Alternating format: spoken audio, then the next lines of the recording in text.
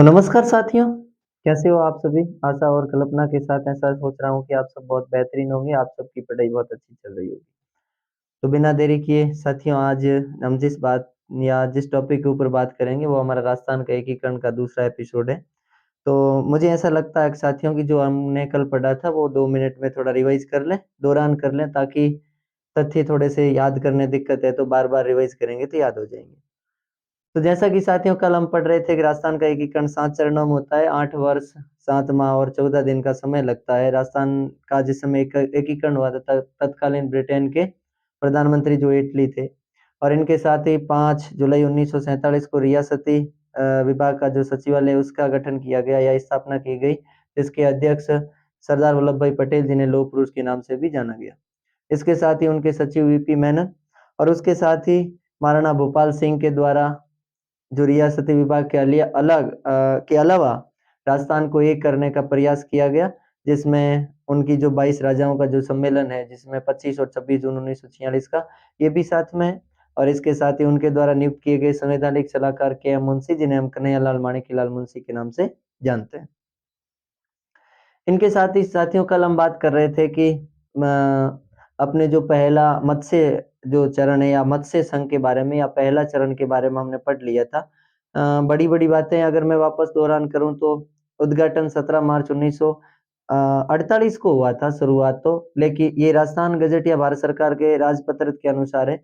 लेकिन वहीं जो के एम मुंशी है या फिर अपने पीपी मेनन है, वे अपनी किताब में भी बताते हैं और इसके साथ ही अपने हीरालाल शास्त्री जो राजस्थान के पहले मुख्यमंत्री वे भी ये बताते हैं कि 18 मार्च से ही उन्होंने काम संभाला था। इसका मतलब 18 मार्च 1948 को इसका उद्घाटन और मत्स्य संघ की स्थापना की बात करते हैं।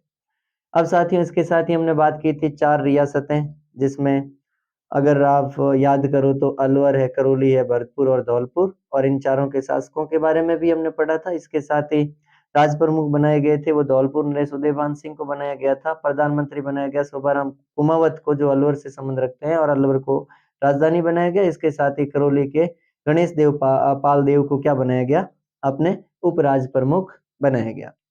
इसके साथ ही साथियों की अगर मैं और बात करूँ इनके संदर्भ में तो प्रत्येक रियासती विभाग के द्वारा प्रत्येक रियासत के राजाओं को क्या दी जाती थी? प्रिवी पर्स दी जाती थी। तो इनको भी प्रिवी पर्स दिया गया और वो प्रिवी पर्स ये था कि अलवर के महाराजा को 5 लाख और 20,000 रुपए दिए गए सालाना और इसके साथ ही भरतपुर के महाराजा को 5 लाख और 2,000 रुपए दिए गए और इसके साथ अगर मैं बात करूँ, अपने करौली के महाराजा को दिए थे लगभग 1 लाख और 5,000 और इसके साथ ही 2 लाख और 64,000 दिए थे, वो दिए थे धौलपुर नरेश उदयभान सिंह जी को।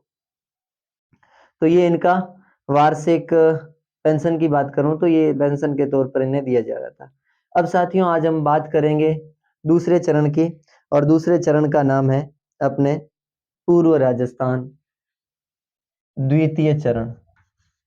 राजस्थान एकीकरण का कौन सा चरण है? द्वितीय चरण। नाम क्या है इसका? पूर्व राजस्थान।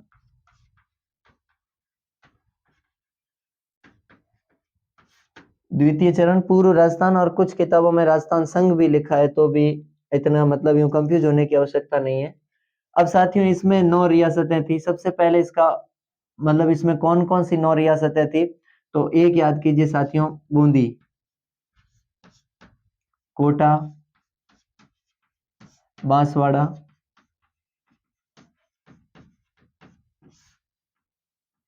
झालावाड़,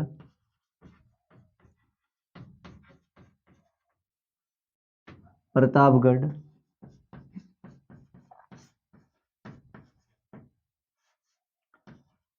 प्रतापगढ़, शाहपुरा,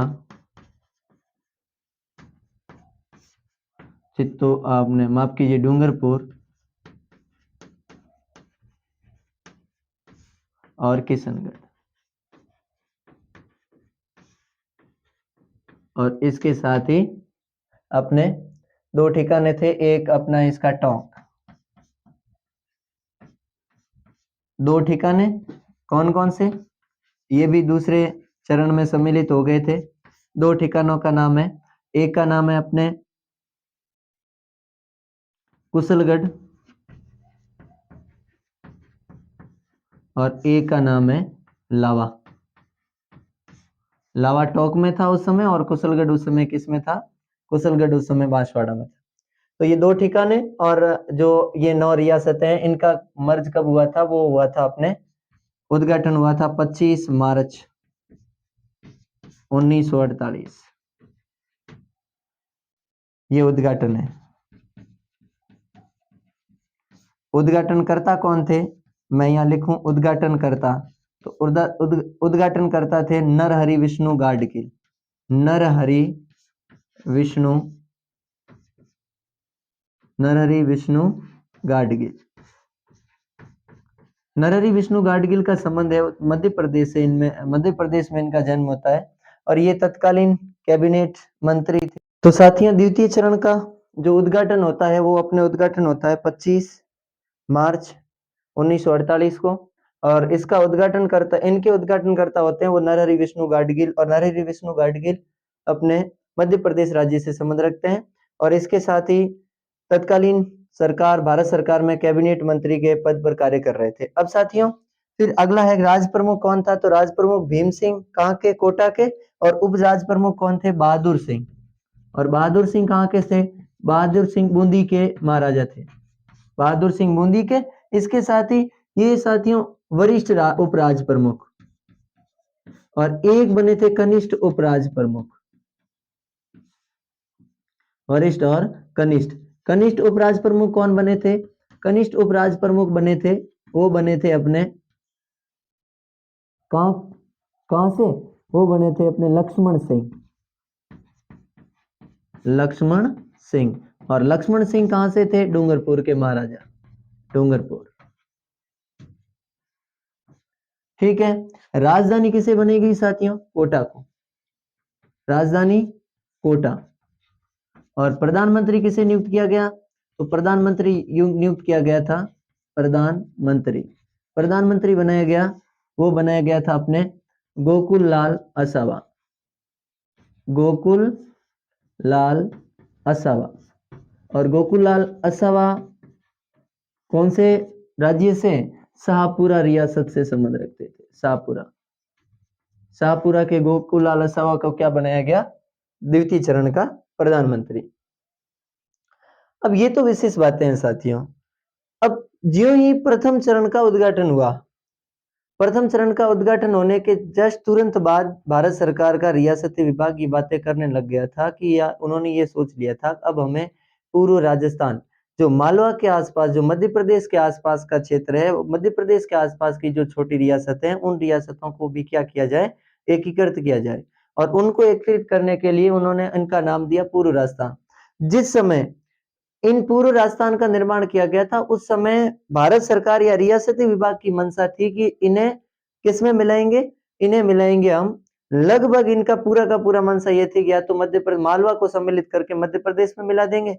तो उस समय कुछ रियासतों ने, 3-4 रियासतों ने कहा था कि ऐसा नहीं, हम राजस्थान में मिलना चाहते हैं।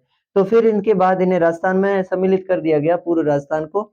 अब जिस समय पूर्व राजस्थान की बात चल रही थी उस समय बूंदी के शासक बहादुर सिंह ने बहुत अच्छा प्रयास किया, और वो अच्छा प्रयास ये किया कि वो चाहते थे कि उदयपुर, मेवाड़ के महाराणा, मतलब उदयपुर के महाराणा कौन, भोपाल सिंह भी इसमें सम्मिलित हो जाए, किसमें, पूर्व राजस्थान में। लेकिन ऐसा हो नहीं पाया, क्योंकि पहले भोपाल सिंह ये चाहते थे कि मैं स्वतंत्र इकाई रख सकता हूँ, मतलब मेरे स्वतंत्र राज्य रखूंगा, जैसा कि मैंने कल माणिक्यलाल वर्मा के कथन को कोट किया था। और इनके साथ ही हमने ये भी देखा है कि जो भारत सरकार ने जो, या जो रियासती विभाग ने, या जो अंग्रेजों ने कहा है कि 10 लाख की जनसंख्या और 1 करोड़ की जो आय है, उनके अनुसार भी अपना उदयपुर, जोधपुर, बीकानेर और जयपुर, ये चारों राज्य राजस्थान के ऐसे थे जो अपना अलग अस्तित्व भी रख सकते थे। कुछ समय तक के लिए महाराणा ने सोचा कि हम ऐसा नहीं करें, हम राजस्थान में विलय नहीं करेंगे या विलय पत्र पर हस्ताक्षर नहीं करेंगे। लेकिन बाद में आखिरकार 23 मार्च आते आते 23 मार्च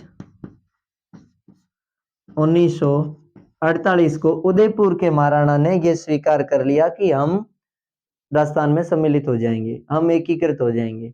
लेकिन तब तक तो कोटा महाराजा ने अपनी सारी सम्मेलन की सूचनाएं, कोटा में जो सम्मेलन होने वाला था कोटा में, वो उस जगह पर, और अपने जितने भी रिश्तेदार है, संबंधी है, बाकी वाले राजा महाराजा है, उन्होंने भी अपने रिश्तेदार संबंधी उन सबको बुला दिया। और कहने का मतलब है न्योता भेज भी दिया था कि 25 तारीख को हम क्या करने जा रहे हैं, पूर्व राजस्थान का उद्घाटन करने जा रहे हैं।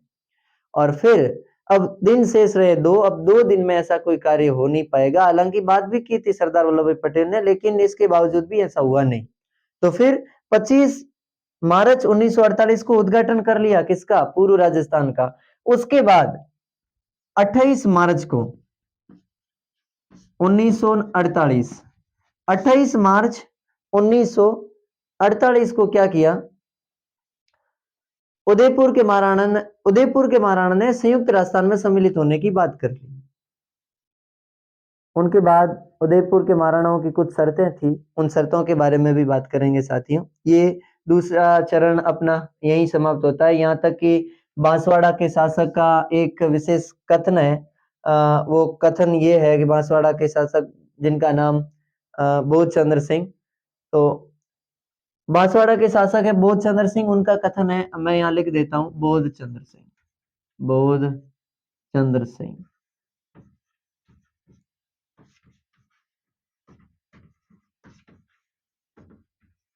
और इनका बोध चंद्र सिंह जी का कथन है, क्या कथन है, इनका कथन है कि मैं अपने मृत्यु प्रमाण पत्र पर क्या कर रहा हूं, हस्ताक्षर कर रहा हूं। कि उन्होंने रियासती विभाग का जो भी था उनके ऊपर विलय पत्र पर हस्ताक्षर करते हुए कहा था कि मैं अपने विलय प्रमाण पत्र पर क्या कर रहा हूं, मतलब जो मैं जिस जगह पर हस्ताक्षर कर रहा हूं वो मेरा क्या है, मृत्यु प्रमाण पत्र है। उन्होंने अपने कहा था मैं मेरे डेथ सर्टिफिकेट पर क्या कर रहा हूं, हस्ताक्षर कर रहा हूं। और चंद्रवीर सिंह है साथियों, चंद्रवीर सिंह कहाँ के हैं, बांसवाड़ा के शासक है। और इन्होंने कहा था कि मैं अपने मृत्यु प्रमाण पर हस्ताक्षर कर रहा हूं। तो कभी कभार प्रश्न पूछा भी जाता है कि वो कौन से शासक थे जिन्होंने कहा था कि मैं अपने विलय पत्र पर हस्ताक्षर करते हुए कि मैं अपने मृत्यु प्रमाण पत्र पर हस्ताक्षर करने जा रहा हूं। तो वो शासक थे चंद्रवीर सिंह, और चंद्रवीर सिंह कहाँ के थे, तो बांसवाड़ा के थे। अब साथियों हम बात करें वो संयुक्त राजस्थान की बात करें, तीसरा चरण, और कौन सा राजस्थान, संयुक्त राजस्थान। क्या कहता है संयुक्त राजस्थान, संयुक्त राजस्थान का विलय किस तरीके से होता है। जिस समय दूसरे चरण की बात की जा रही थी उसी समय जो कथन है ये, मतलब कि 20 लाख जनसंख्या का भविष्य केवल और केवल महाराणा और उनके दीवान पर नहीं छोड़ा जा सकता, ये माणिक्यलाल वर्मा का कथन है, ये उसी समय कहा गया था। अब तीसरा चरण, तीसरा चरण का नाम है संयुक्त राजस्थान, संयुक्त राजस्थान। संयुक्त राजस्थान में रियासत कौन सी, तो द्वितीय चरण प्लस द्वितीय चरण। द्वितीय चरण का मतलब होता है दूसरे चरण में जो जो रियासतें मिली उनके साथ किसे जोड़ा, उदयपुर को, उदयपुर। द्वितीय चरण के साथ कौन सी रियासत आती है, उदयपुर।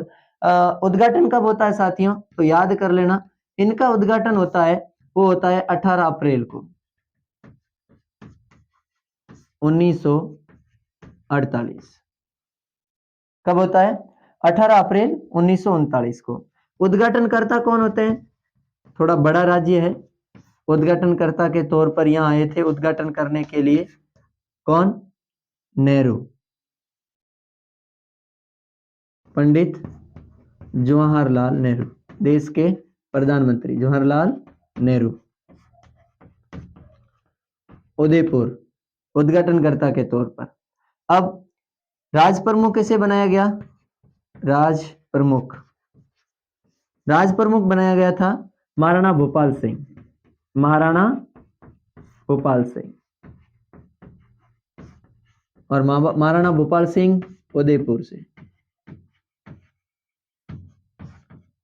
मुख्यमंत्री प्रधानमंत्री किसे बनाया गया, कुछ किताबों में यहाँ प्रधानमंत्री की बजाय मुख्यमंत्री लिखा है, जैसा कि मैं अगर एक किताब की बात करूं तो राजस्थान कला और संस्कृति है, उस पुस्तक में यहाँ प्रधानमंत्री की बजाय मुख्यमंत्री बताया गया है, किनको, माणिक्यलाल वर्मा को, माणिक्यलाल वर्मा, जो शिक्षा विभाग भारत सरकार या शिक्षा मंत्रालय भारत सरकार द्वारा जारी की गई है और राजस्थान साहित्य अकादमी के द्वारा भी जारी की गई है।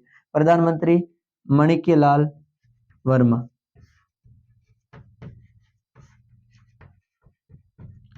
प्रधानमंत्री कौन? माणिक्यलाल वर्मा। अब अपने जो वरिष्ठ उपराज प्रमुख, वरिष्ठ उपराज प्रमुख कौन है भाई? वरिष्ठ उपराज प्रमुख वही कोटा के शासक, नाम क्या? भीम सिंह।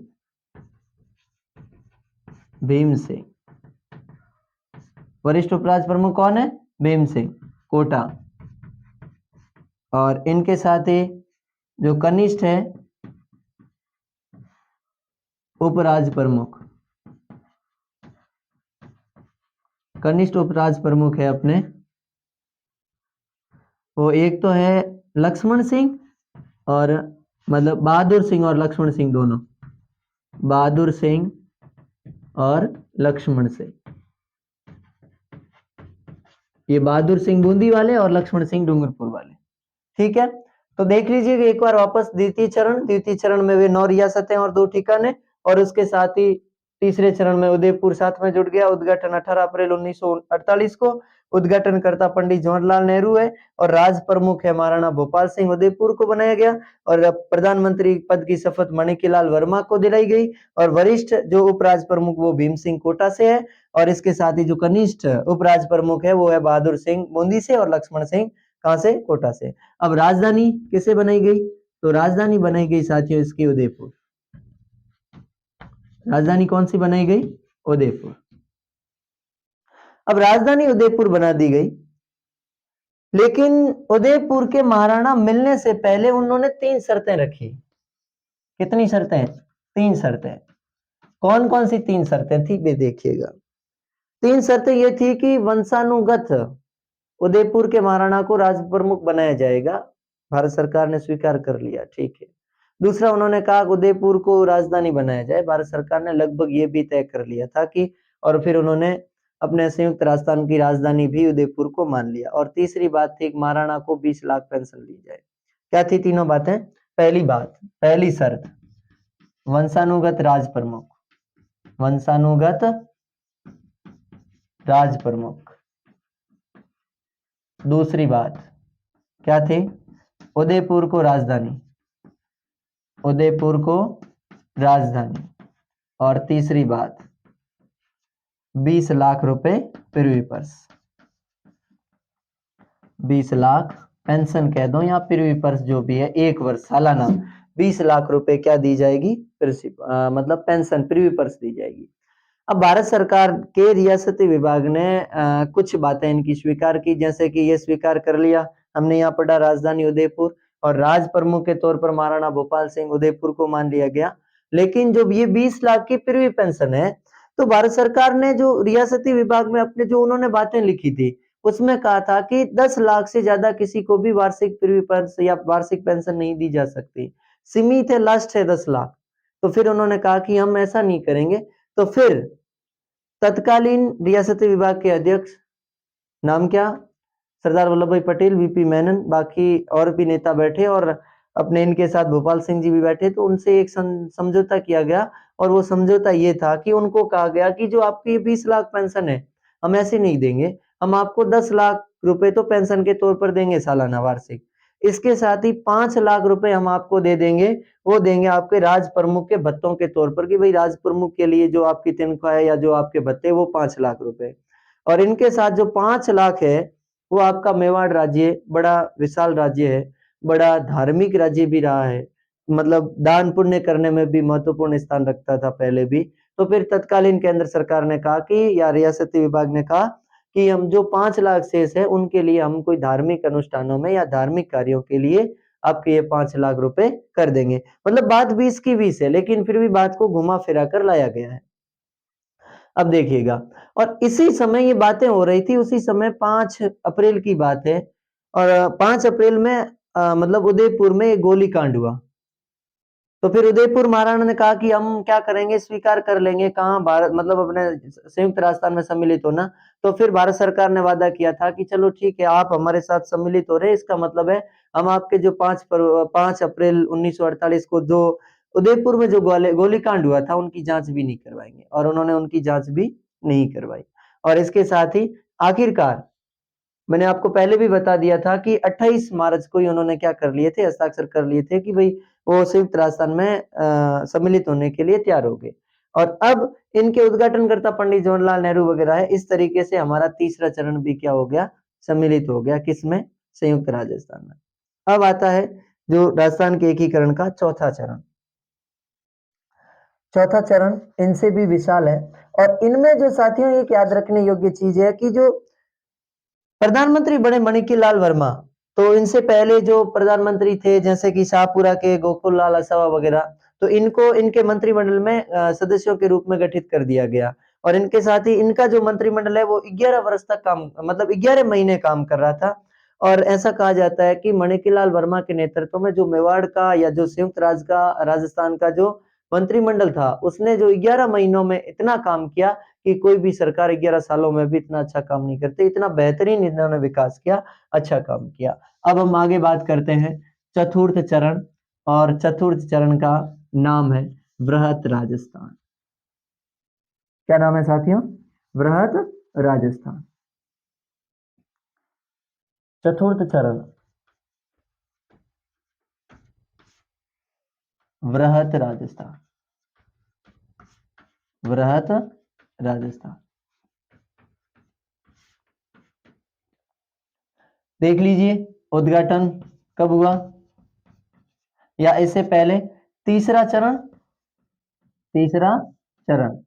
और तीसरा चरण में क्या जोड़ा गया, या मैं यहाँ तीसरा चरण लिखूं या संयुक्त राजस्थान लिखूं तो भी कोई दिक्कत नहीं है, क्योंकि तीसरे चरण का नाम ही क्या है, संयुक्त राजस्थान है। और इसमें 4 बड़ी रियासत है। नाम क्या, जोधपुर, जयपुर, जोधपुर, बीकानेर और जैसलमेर, बीकानेर और जैसलमेर, बीकानेर और जैसलमेर।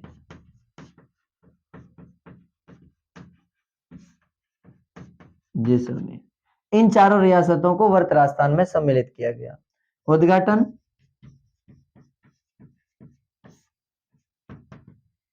उद्घाटनकर्ता,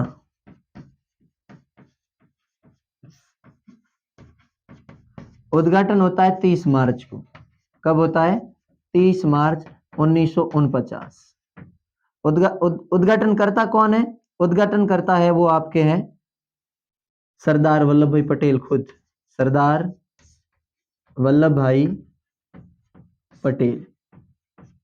सरदार वल्लभ भाई पटेल स्वयं आते हैं और उनके जरिए ये काम किया जाता है। सरदार वल्लभ भाई पटेल उद्घाटनकर्ता। राज प्रमुख किसे बनाया गया, जयपुर नरेश स्वई मान सिंह, जयपुर नरेश स्वई मान सिंह द्वितीय, या मान सिंह द्वितीय जो भी लिखो, मान सिंह स्वई मान सिंह सेकंड। अब देखिए, अब आपके मन में एक बात ये याद आ जानी चाहिए कि जो स्वई मान सिंह द्वितीय है तो फर्स्ट कौन थे, फर्स्ट मान सिंह वो थे जो लगभग 1589 में आमेर के शासक बनते हैं, अकबर के शासनकाल में, अकबर और जहांगीर के शासनकाल में वो। और आपको ये भी याद होना चाहिए हल्दी घाटी का जो नेतृत्व किया था अकबर की ओर से, या मुगल सेना का जो नेतृत्व कर रहे थे हिंदू सेनापति, वो मान सिंह, वो मान सिंह जयपुर के या आमेर के पहला मान सिंह प्रथम वो थे, और मान सिंह द्वितीय ये है। अब राज प्रमुख, और जैसा कि भी हमने पढ़ा पिछले में कि तृतीय चरण में कि अपने मेवाड़ के महाराणा है भोपाल सिंह, उनको जीवन भर या आजीवन क्या माना जाएगा, या वंशानुगत क्या माना जाएगा उनका, राज प्रमुख के तौर पर। तो यहाँ तो राज प्रमुख किसे बना दिया गया, जयपुर नरेश मान सिंह को, तो उन्हें बनाया गया महाराज प्रमुख। उन्हें कहा गया कि आप महाराज प्रमुख हो। महाराज प्रमुख कौन बने, तो महाराज प्रमुख बने अपने उदयपुर महाराणा, उदयपुर महाराणा।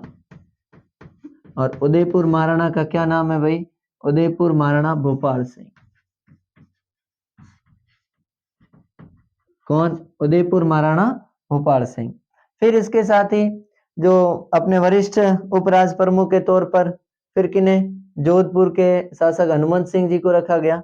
ठीक है, और हाँ मैं यहाँ लिख दूं कि वरिष्ठ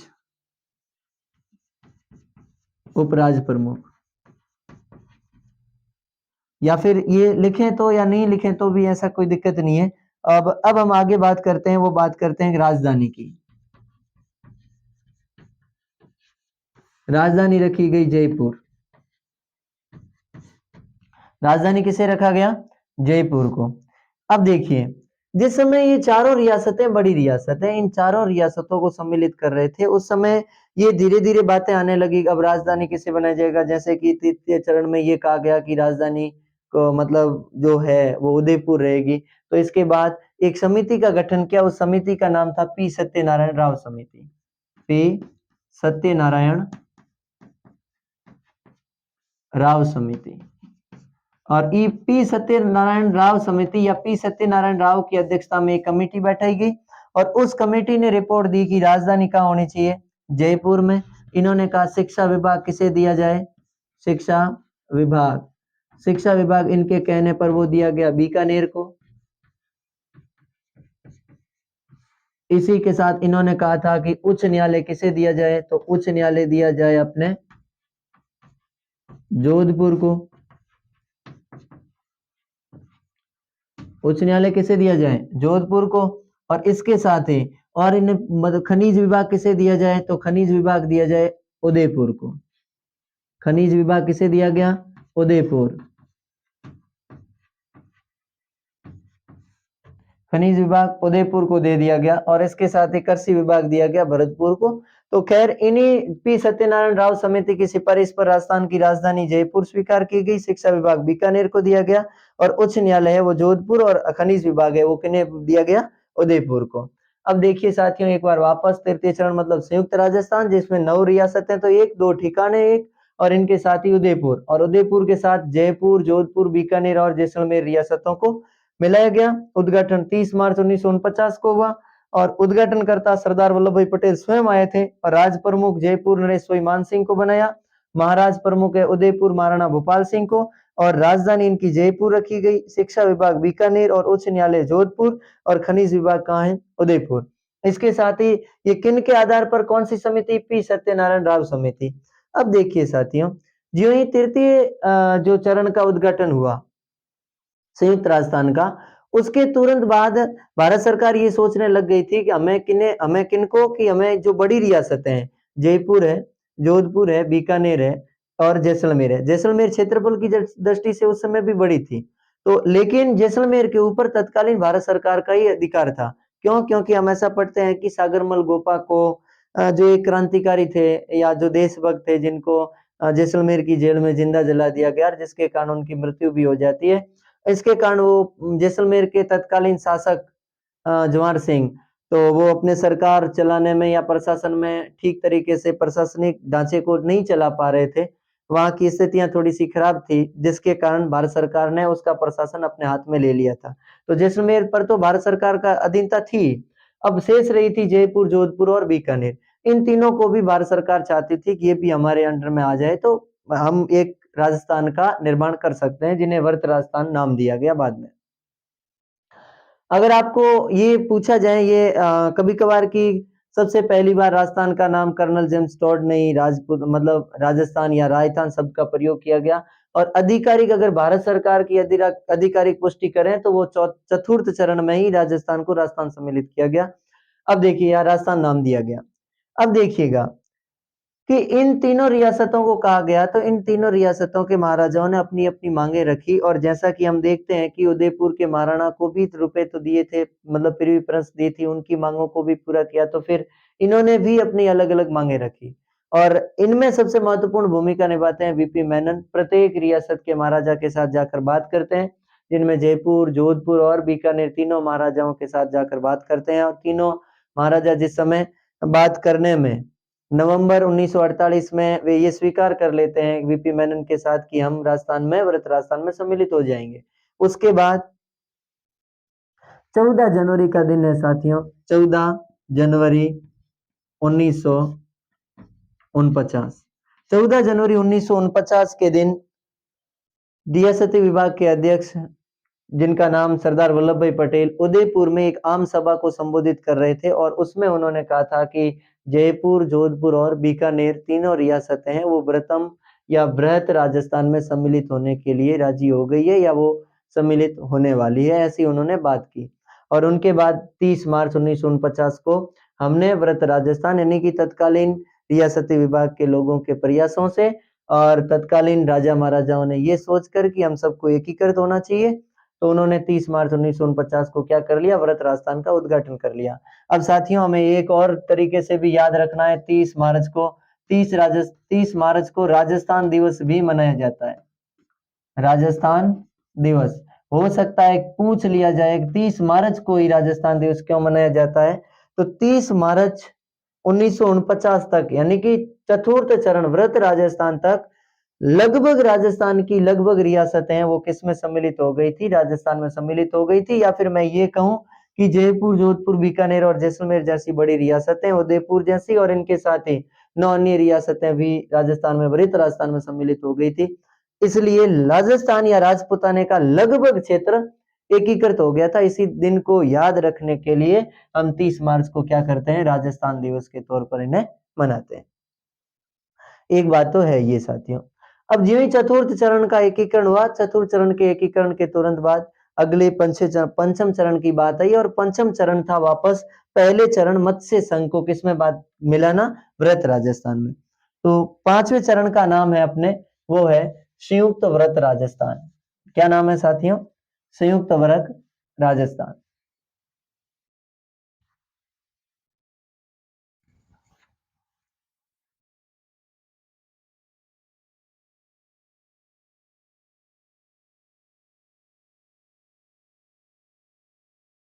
कौन सा चरण है, पंचम चरण, और नाम क्या है, संयुक्त व्रत राजस्थान।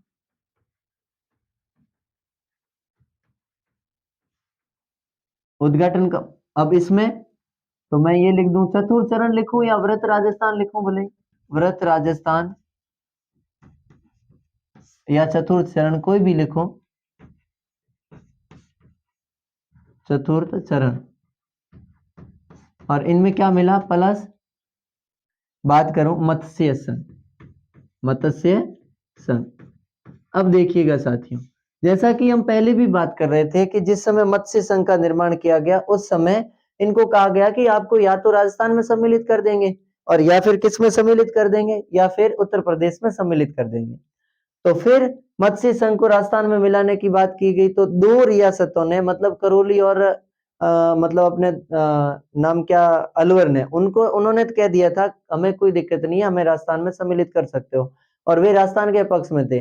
लेकिन भरतपुर और धौलपुर वे राजस्थान के पक्ष में नहीं थे, क्योंकि उन्हें उत्तर प्रदेश से सटीक इलाका है और उत्तर प्रदेश से उनकी संस्कृति, भाषा वगैरह सब उनसे मिलती जुलती है।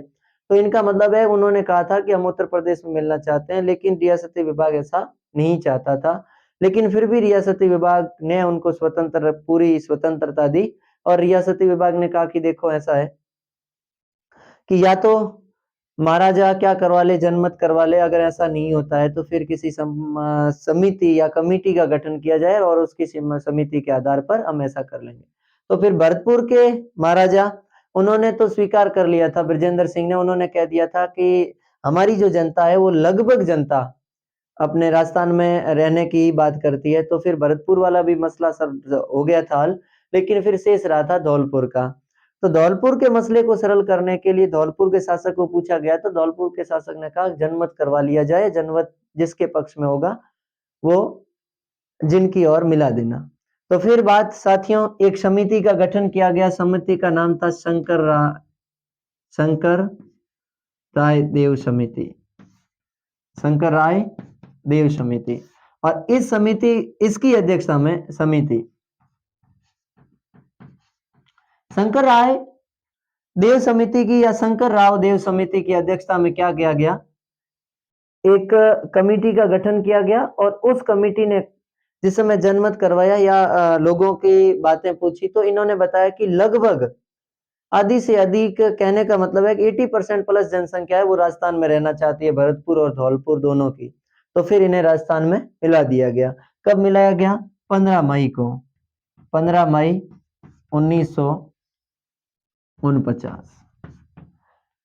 अब व्रत राजस्थान के साथ मत्स्य संघ का जो ही विलय किया गया, 15 मई 1949 को। महाराज प्रमुख वही रहे, राज प्रमुख भी वही रहे, मतलब मानसिंह ही रहे थे, सोई मानसिंह द्वितीय राज प्रमुख थे। राजधानी वही थी। अगर वापस लिखना चाहे तो मैं यहाँ लिख देता हूं कि राज प्रमुख, महाराज प्रमुख,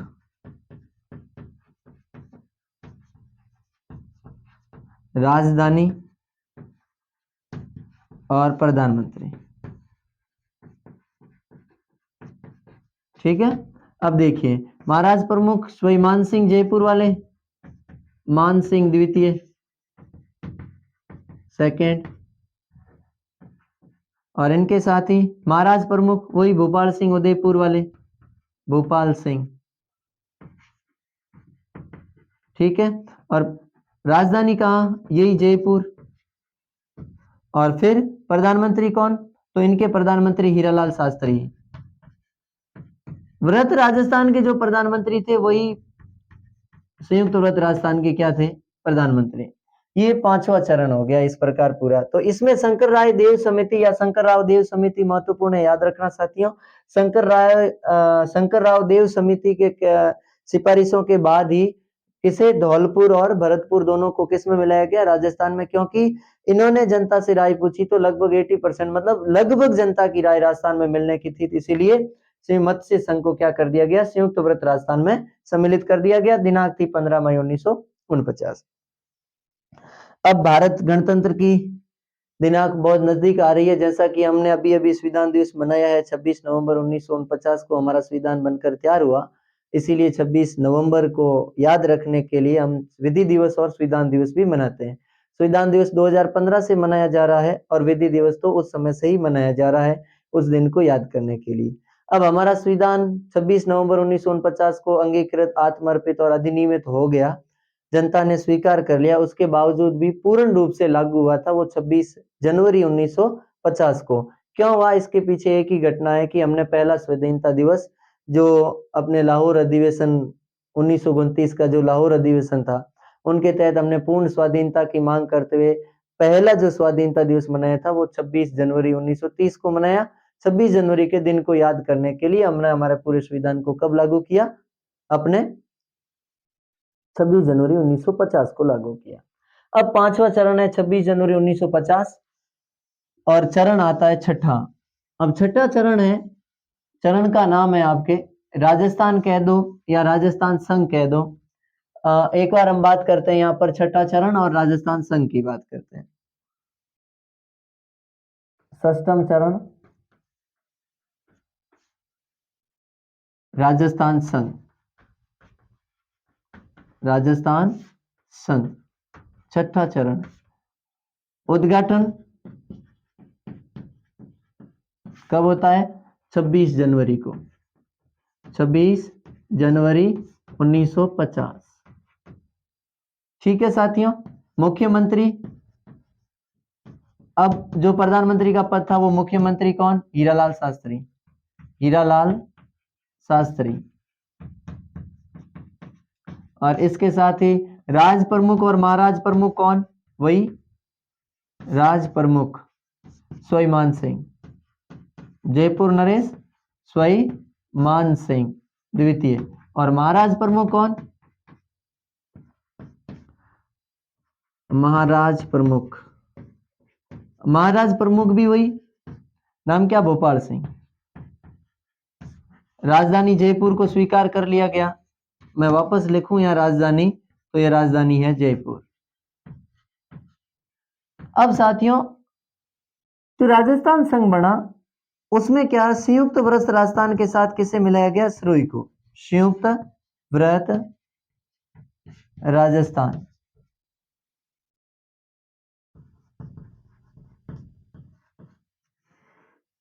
राजस्थान प्लस संयुक्त व्रत राजस्थान में क्या मिला दिया गया, आबू और देलवाड़ा को छोड़कर, आबू और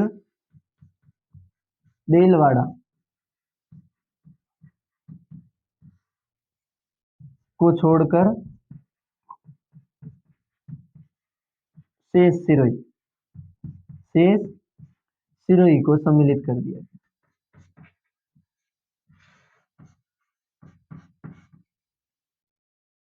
को सम्मिलित किए थे।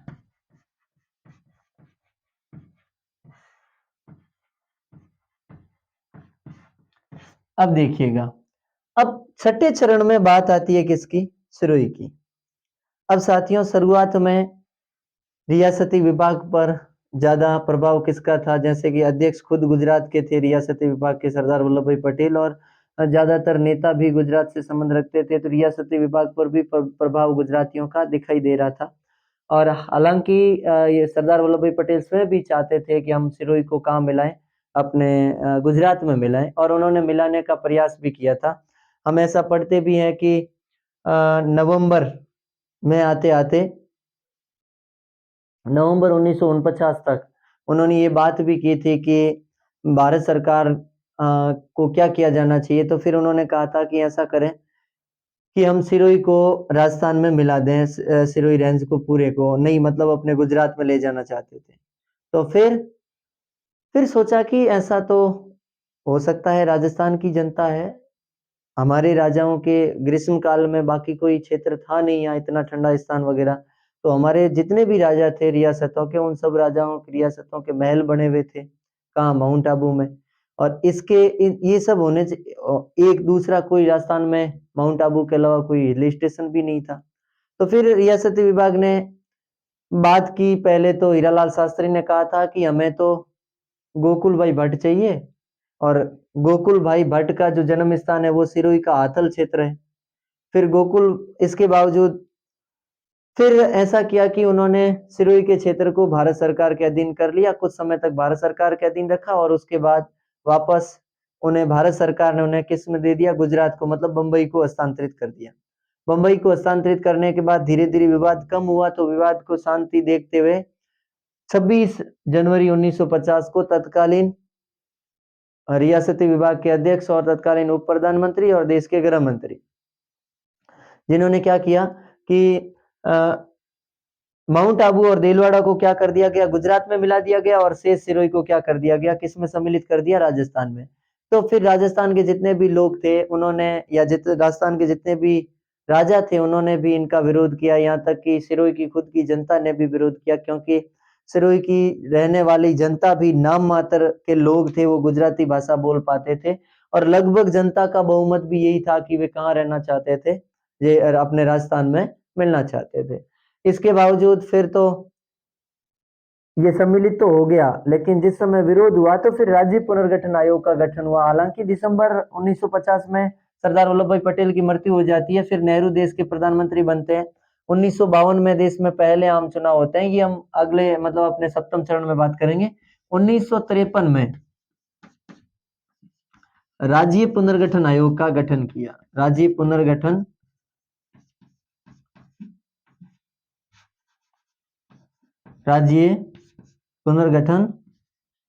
आयोग 1953 किसकी अध्यक्षता में? न्यायमूर्ति फजल अली, न्यायमूर्ति फजल अली की अध्यक्षता में, फजल अली की अध्यक्षता में। इसलिए राज्य पुनर्गठन आयोग को फजल अली आयोग भी कहते हैं। और जो 1953 में गठन किया, 1955 में सिफारिश दी, सिफारिशें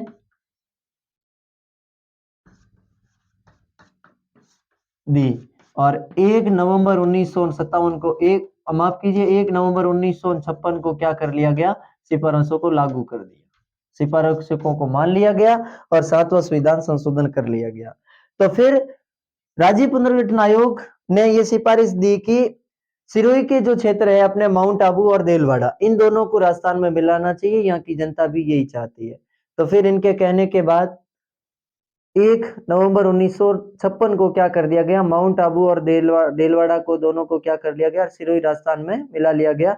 और इसके साथ ही मध्य प्रदेश के जो मंदसौर जिले का एक क्षेत्र था वो भी राजस्थान में मिलाया गया, और कोटा का एक क्षेत्र था उसे क्या कर दिया गया? किसे दे दिया गया? मध्य प्रदेश को दे दिया गया। अब साथियों, तो ये यहाँ तक तो छठा चरण है। अब 7वां चरण, लेकिन उससे पहले साल 1952 में, 1952 अभी हमने पहली बात की कि जो अंग्रेज मेरवाड़ा या अजमेर केंद्र शासित प्रदेश था, जिनका नाम क्या था, अजमेर मेरवाड़ा। अजमेर मेरवाड़ा में चुनाव हुए। अजमेर मेरवाड़ा, अजमेर मेरवाड़ा के पहले प्रधानमंत्री या मुख्यमंत्री बनते हैं, वो बनते हैं हरिभाऊ उपाध्याय। हरिभाऊ उपाध्याय। और हरिभाऊ उपाध्याय चाहते थे कि अजमेर का राजस्थान में विलय नहीं हो और अजमेर अलग से क्या हो, प्रांत हो। लेकिन ज्यों ही 1952 में चुनाव हुए, हरिभाऊ उपाध्याय के नेतृत्व में कैबिनेट का गठन हुआ। अब राजस्थान के बीच में छोटा सा हिस्सा, ये ठीक तरीके से अपना प्रशासन चला नहीं पाया।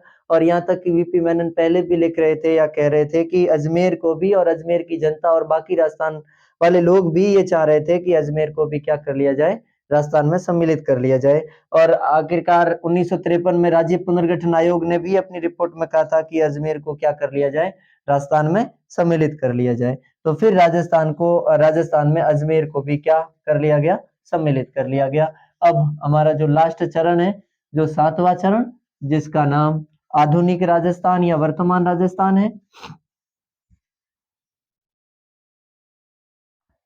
सप्तम चरण, कौन सा चरण, सप्तम चरण।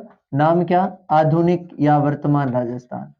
आधुनिक राजस्थान कह दो, केवल राजस्थान कह दो, या वर्तमान राजस्थान कह दो तो भी कोई दिक्कत नहीं है।